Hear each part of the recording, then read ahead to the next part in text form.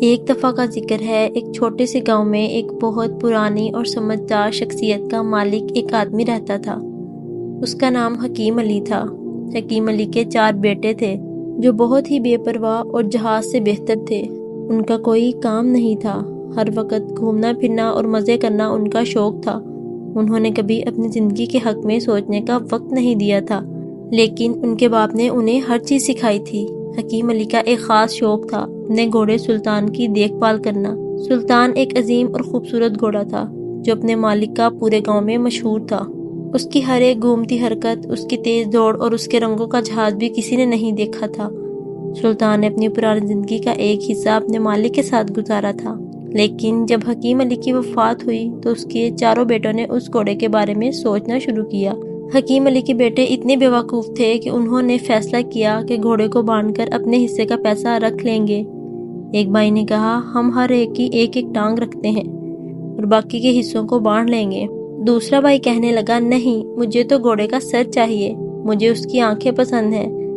تیسرا بھائی اپنی منشا میں کہتا ہے، مجھے تو صرف اس کے دانت چاہیے۔ ایسے 4 بھائی آپس میں بات کرتے ہوئے سلطان کو باندھنے کا فیصلہ کرتے ہیں۔ ایک دن ان کا راستہ ایک مسافر نے روک لیا۔ اس مسافر نے کہا، آپ لوگ کس مشکل میں ہیں؟ ایک بھائی نے جواب دیا، ہمارے پاس گھوڑا ہے لیکن ہم سوچ رہے ہیں کہ کیسے اسے باندھ سکیں۔ مسافر نے کہا، اگر آپ مجھ سے پوچھ رہے ہیں تو میرا مشورہ ہے کہ اس گھوڑے کو بیچ دو، جو پیسے ملے وہ بانٹ لو۔ 4 بھائی مسافر کی بات پر راضی ہو گئے اور گھوڑا بیچنے کے لیے سفر کرتے ہوئے نکل پڑے۔ ان کے راستے میں ایک پرانا جنگل آیا جہاں وہ رات کو رکے۔ نیند میں ڈوبے ہوئے تھے کہ ایک چور ان کے پاس سے گزر گیا۔ اس نے سلطان کو دھیرے سے رسی سے کھول لیا اور لے گیا۔ صبح جب ایک بھائی کی آنکھ کھلی تو اس نے دیکھا کہ سلطان غائب ہے۔ اس نے دوسرے بھائیوں کو جگایا اور سب نے مل کر سلطان کو ڈھونڈنے کا فیصلہ کیا۔ راستے میں انہوں نے ایک اونٹ کے پاؤں کے نشانات دیکھے۔ پہلے بھائی نے کہا، یہ تو اونٹ کا نشان ہے اور شاید یہ ہمارا گھوڑا چرا کر لے گیا۔ دوسرا بھائی کہنے لگا، اس اونٹ کی آنکھ بند ہے اور یہ زیادہ تیز نہیں دوڑتا۔ تیسرا بھائی بولا، اس کا پاؤں بھی کافی زیادہ گہرا ہے۔ چوتھا بھائی کہنے لگا، یہ جو اونٹ کا پاؤں ہے یہ اس کے ڈر کا نشان ہے، شاید اس نے گھوڑا چرا لیا ہو۔ وقتی وقت پر وہ رات کے بعد ایک شخص نظر آتا ہے جو ان سے اونٹ کے بارے میں پوچھتا ہے۔ 4 بھائی جواب دیتے ہیں اور اسے کہہ رہے ہوتے ہیں کہ انہوں نے اونٹ کو چرا لیا ہے۔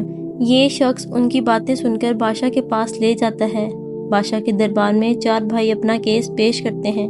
بادشاہ نے ان سے پوچھا، آپ کیسے کہہ سکتے ہیں کہ آپ نے اونٹ چرا لیا؟ 4 بھائی کہنے لگے، ہمارے پاس اونٹ کی پوری معلومات تھی، ہم نے اس کے پاؤں کے نشانات، اس کی آنکھوں کی حالت اور اس کے ڈر کا تجربہ بھی دیکھا تھا۔ بادشاہ نے ان کو کہتے ہوئے کہا، اگر آپ سچ میں اتنا جاننے والے ہو تو مجھے اس انار کے اندر کیا ہے بتائیں۔ 4 بھائی جوابی طور پر مسلسل خاموشی میں ڈوب گئے اور انہوں نے جواب نہیں دیا۔ بادشاہ نے کہا، آپ سچ نہیں کہہ رہے ہو، تمہارا امتحان ہو رہا ہے، اگر تم سچ میں علم رکھتے ہو تو اس انار کے اندر کیا ہے؟ 4 بھائی اپنی بیوقوفی اور جہالت کی وجہ سے جواب نہیں دے پائے۔ بادشاہ نے ان سے کہا، میں جان گیا ہوں کہ آپ بیکار ہیں، سلطان کا پیسہ مل گیا ہے، لیکن جو آپ نے اپنی بیوقوفی سے فیصلے کیے ان سے یہ سفر آپ کے لیے ہمیشہ یادگار بن گیا۔